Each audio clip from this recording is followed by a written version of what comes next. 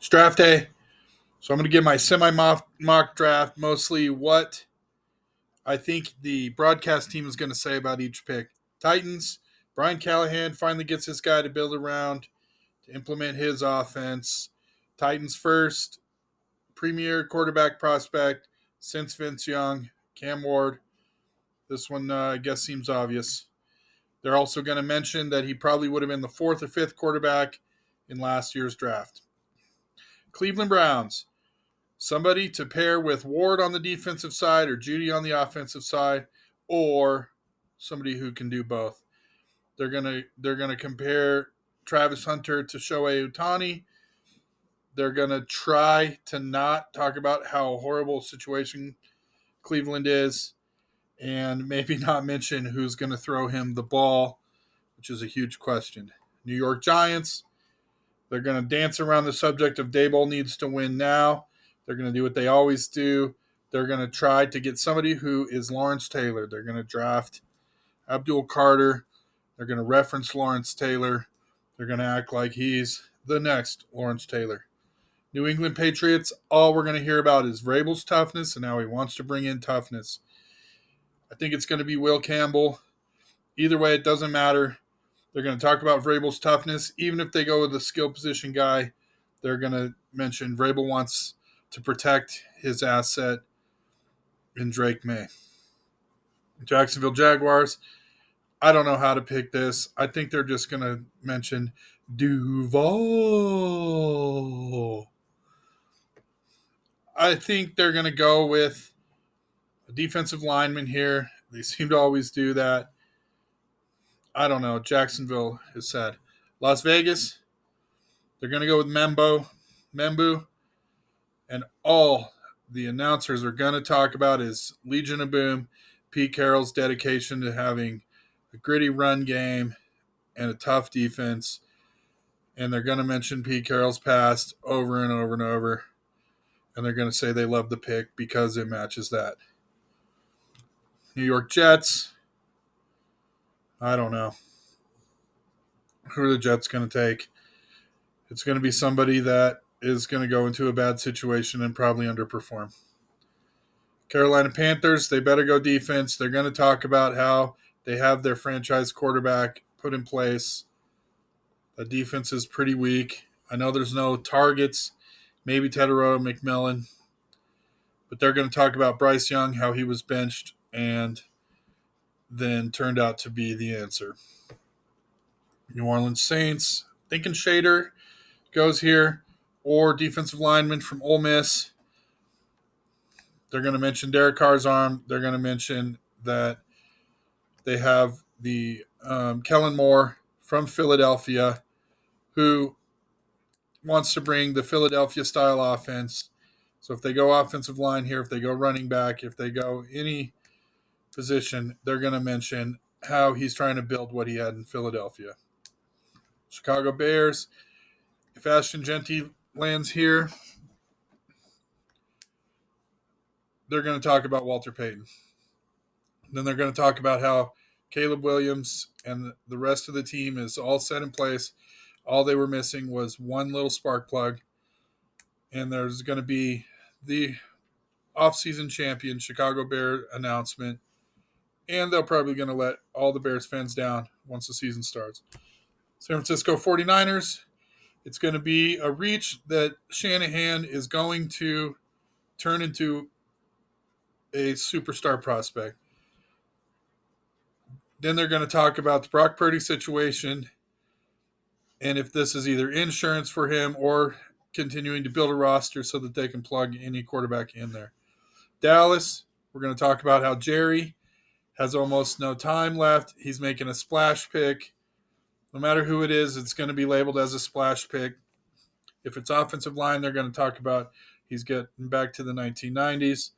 If it's a wide receiver, Tedero McMillan might be the guy here. How they want to be explosive on offense, partner somebody with Jerry Jeudy. And we're going to just mention again and again how Jerry Jones is in win now mode. Miami, I mean, they should go offensive line. We're running out of offensive line prospects at this point. Their defensive line is pretty weak also. This is a pretty deep defensive line class. Miami doesn't seem to have a problem getting character guys, so maybe James Pierce goes here. And we're going to talk about Tua. We're going to talk about Mike McDaniels. Is he still the wonderkind? And we're going to talk about all the bodies that have left Miami recently and if they still have a chance. Indianapolis, Tyler Warren, tight end. They need a tight end. It seems to be the perfect fit.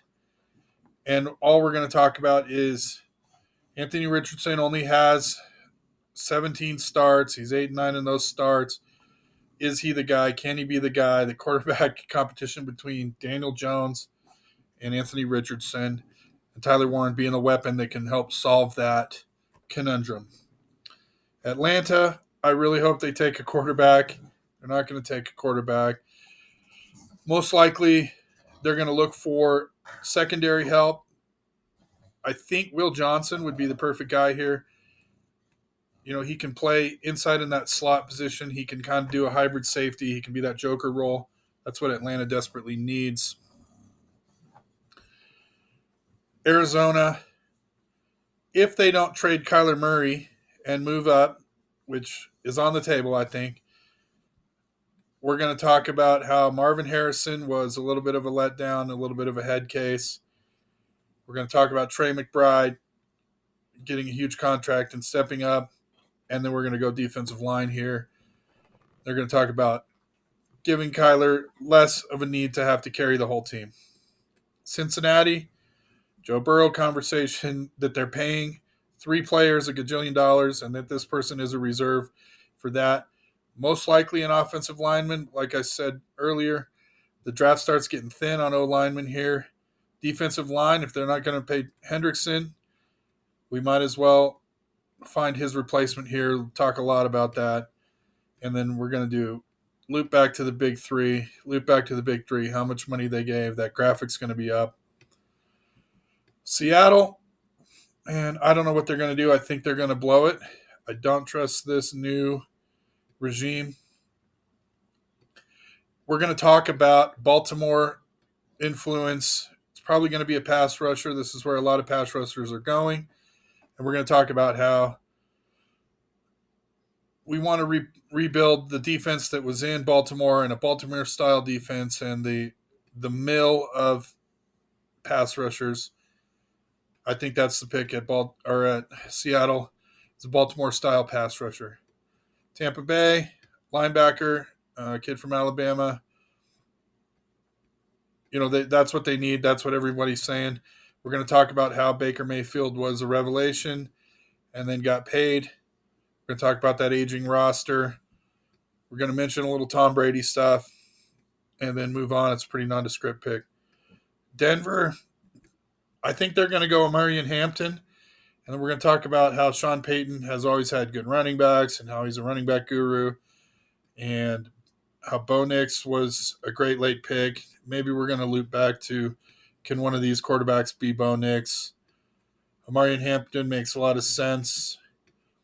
And I think that's the pick right there. Pittsburgh, I think Shader's going there. It's kind of fun. You know, Tomlin said he likes him. Every other guy like that Tomlin has had, you know, receivers or what, he seems to be able to keep him in check. And I think Shader's a decent kid, just, you know, how any of us would be when they're 18 and they're hyped up like that. Seems like Pittsburgh's going to do that, and it's probably going to be Kenny Pickett-style mistake when they took Pickett at 20. He's going to get run out of town, or there's going to be controversy, or there's going to be, you know, issues. Chargers, all we're going to talk about is Harbaugh's toughness. What toughness guy is he going to get, even if they go with a skill position player, the tight end that falls here, Luther Burden maybe, receiver that drops to this spot. It's all going to be centered on Harbaugh's toughness and what type of guy does Harbaugh want. Harbaugh. And it doesn't matter who gets picked. They need receivers badly. Seems like Harbaugh might go trenches or tight end. Green Bay, Packers owner right here. They need wide receiver one. Is wide receiver one available at this spot? It's highly debatable. They're going to go with somebody that frustrates Packers fans, but 2 or 3 years down the line is a very solid starter. Maybe offensive line. There's a few projects around this spot. Possible Tetaroa McMillan drops here. There's a lot of bad buzz around him. Not likely, but possible. That would be an awesome pick for them with upside. Secondary would be good with Jair Alexander having problems. I think they're going to go secondary. And all we're going to talk about is how well the Packers have drafted starters over the last period of time and how great a host they are and how friendly Green Bay people are. Minnesota, going to talk about how O'Connell can just make chicken salad out of chicken poo, how his offense can generate, positive yards for everybody, even though Justin Jefferson has a ton to do with that. Personnel is important there. And, we're going to talk about J.J. McCarthy. Is he ready to step up? Is he a wild card? Was it wise to move on from Sam Darnold? And ultimately, I think they're going to go defensive line. This is where there's just defensive line steals all over the place. Houston, same thing. I think we're going to – no, not same thing. I think we're going to go offensive line here. That's their biggest need. It's possible one of the receivers could be around in this spot. We're going to talk about how they fired their offensive coordinator, jettisoned all their offensive line, how DeMeco Ryans wants to center on defense in a run game and take a little off of C.J. Stroud's plate and C.J. Stroud's sophomore slump. Yeah, like I said, I think they're going to go defensive line is stacked in this position, but I think they're going to reach for an offensive lineman. Rams, maybe Jackson Dart, maybe Shug. Talk about Stafford's replacement, or they're going to go with somebody with short arms who ends up being completely awesome, or in general, an outlier that doesn't meet the sort of standards of combine. And then they're just so good at finding these diamonds in the rough or guys that don't seem like they're going to be elite that just end up being rookie of the year and perennial producers. They could also look to replace Cooper Kupp. There's a few receivers I might be looking here, but the Rams are just going to go. We're going to just talk about how they did it again. They found somebody that people overlooked for whatever reason, and were projecting him to be awesome. Baltimore Ravens. Defense for the first time was a weak spot for them. I think this is going to be the side of the ball they go for. Secondary is important. Their pass D was just getting shredded. Marlon Humphrey gets hurt a lot. They're strong at safety, but I think they're going to go defensive back. There's a few choices here, and we're going to talk about how routinely Baltimore replenishes the defensive side of the ball. Detroit, somebody that Green Bay wanted in the second round. And we're going to talk about how Dan Campbell is tough. Dan Campbell, the kneecap thing, we're going to find a guy who bites kneecaps. I think defensive line depth, both for the draft and as a need for Detroit, seems to be the perfect match here. So I think they're going to go defensive line. And, all those injuries that plagued them last year, we're going to try to answer that. Washington, crazy for them to be picking this deep in their McDonald's worker uniforms. All we're going to talk about is Jaden Daniels. We're going to talk about Jaden Daniels over and over, how this is a pick to either protect Jaden Daniels, to give Jaden Daniels a weapon, or to have a defense that supports Jaden Daniels so he doesn't have to score so many points. No matter the pick was because of Jaden Daniels. Buffalo, same thing as Jaden Daniels, but Josh Allen. I think they need to go with an offensive weapon here. Cook is pretty good. Their passing game is basically centered on Josh Allen staying upright and then finding somebody. It would be great if they could find another guy who could get open. Defensive side of the ball, if they get somebody there, McDermott, they're going to talk about how McDermott's a defensive genius. They could use either side. Anything just bolsters a pretty good roster here. Kansas City, we're going to talk about protecting Patrick Mahomes and how the Eagles' defensive line absolutely destroyed Kansas City's offensive line. We're going to talk about how well Andy Reid has drafted. We're going to talk about Patrick Mahomes and if he's lost something or if it was a result of the roster around him. Again, a shallow offensive line draft with a lot of teams that need offensive line help. I think they're going to look for an interior or for an outside tackle either side. Not sure who's going to still be available here. If not, they're going to do the smart thing, find the Chris Jones replacement. Philadelphia, we're going to talk about how much of a genius Howie Roseman is,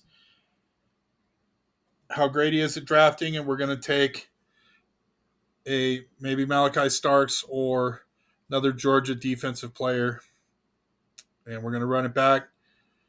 Okay, that's my prediction. That's what I'm calling. It's going to be an exciting draft.